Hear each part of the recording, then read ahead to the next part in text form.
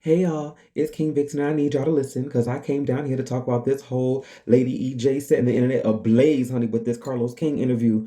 But before I do, please be sure to follow, like, share, comment, subscribe, comment, all the things. Now, at first I wasn't going to touch it because there was a lot of fallout after that interview and there was a lot of backlash, and it just became such a controversial issue that I really didn't want to even say anything and draw any that type of negative attention to myself. However, my mother brings it up to me last night and she asked me what my thoughts are on it. And after I gave her my honest opinion about it, her whole outlook on it was completely different. She told me, you need to get on your damn phone and go down there and tell the people that this is how you feel.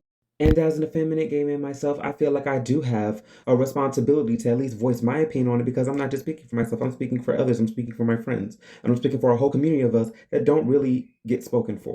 Now, I'm not going to give y'all the whole kitchen counter version I gave my mama, but I'm going to give a public rendition of the sort. Now, Lady EJ was clearly trolling the girls because I'm sure y'all do get up in her comments and act a damn fool like y'all ain't got no damn home training. Bitch got tired of y'all shit and got on the horn and said, Carlos, what you doing next week? Bitch, I got some folk I want to batter fuck 'em up. And y'all know Carlos was all too willing for the mess, like, bitch, what you doing tomorrow? Truth be told, my comments and sentiments aren't even for the straight community because I don't feel like this is y'all's conversation. And not to say that y'all don't have an opinion on the matter or a right to have an opinion on the matter, but this is a conversation that we need to have amongst ourselves first and get clarity on before we go trying to transmit the message to anybody else. Now, I can understand how you may have been tricked or confused into thinking that this was y'all's conversation or a conversation that you had input on because EJ used the term straight men in straight spaces, but it's not. This is just a lingo, another example of one of those lingos that we're having in a conversation amongst ourselves. So in this video, you can sit back and maybe learn something, but this ain't for y'all. Now back to my Black, gay, and queer community. Now, if you've been a member of the gay and queer community long enough, you know just as well as I that the comments that Lady EJ was making were not untrue. And because they're true, that's what's got everybody in the uproar and pissed off. Because I've seen the Black gay community or some of the gays more upset than some of these toxic, straight, feminine, cisgendered women, whatever they want to call themselves. Now, Funky Dineva did a response video to this, and I'm going to use that as a reference point for my response. One thing that Dineva was absolutely right about is that there is a hierarchy, so to speak, and there is a food chain in the Black gay community. Now, the hierarchy is you have this mask for mask, no fats, no fins, muscles only guys up here. You got the butch queens right here that try to assimilate. They're effeminate, they can't cover it up, but they try their best to grow their hair and do what they can to assimilate and be what's heterosexually pleasing. I don't know how else to word that. And then you have the femboys that just rest in their femininity. Then you have the drag queens and trans girls that go underneath that, underneath us or them or whatever. That's usually the hierarchy. Is it fair? Is it right? No, but that's just what it is. Now, here's where the divide comes in the community.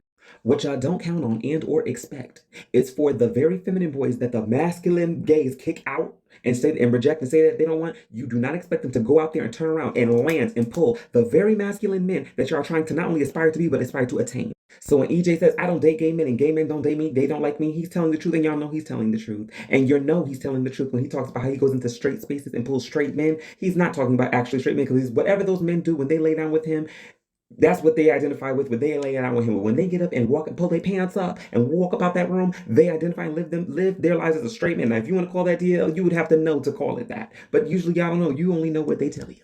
And they'll tell you anything they got to get what they want. And we all know that. But using myself as an example, I tried to assimilate. I tried to be up the hierarchy. I tried to be what they wanted. But the minute I said fuck that and started being what I wanted, bitch, I started putting on my nails, growing my hair out, being the king motherfucking Vixen. And guess what? I started pulling men, macho men that make those mask for mask gays look like damsels and debutantes. Do you understand me? And that pisses them off because they're trying to assimilate to heterosexual norms. So it's like, how dare you go out and be everything that we're not supposed to be in these spaces and pull what we're trying to pull on below. And it's a tension that'll probably be unspoken and it'll never be admitted to, but that's what they have in common with the toxic feminine women, and that's why they kind of link up Wonder Twin Power Activate on the matter.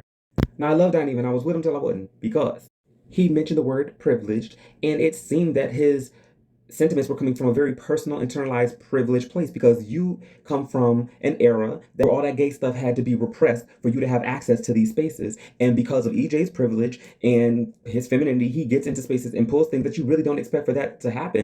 But it does. And Donnie, but let me use you as an example because I am a fan. I have been watching for a very long time.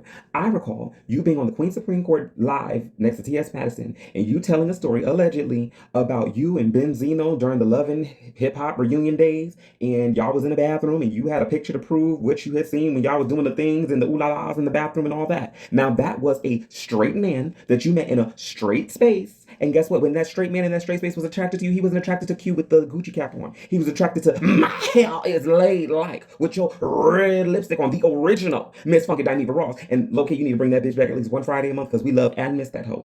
But the fact of the matter is, you've low key experienced what he's talking about. So some people may have found it off putting that you found that stroking to your ego at the time. Now, I know that you may have packed that up and put it away and count that as your heydays, but what I'm saying is, and there's no shade, I'm not saying that in a shady way. What I'm saying is, you don't count that as your life anymore, but some people live in that through and through, authentically through and through, all the way until they die, whether they transition or not. That's how some people really are.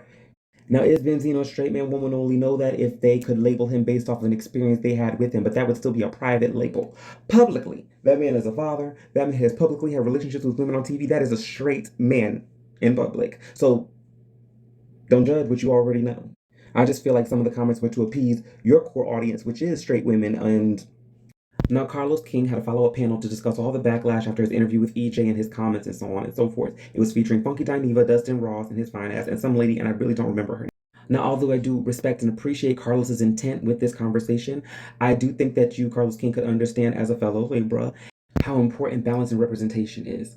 And it just felt a little imbalanced to the conversation that there is a panel with masculine or standard gay man, a straight heterosexual woman, but there wasn't someone to represent the effeminate gay man or someone to represent the trans woman. Because honestly, this was a conversation sparked by Black trans women that was reignited by EJ Johnson, a genderqueer individual.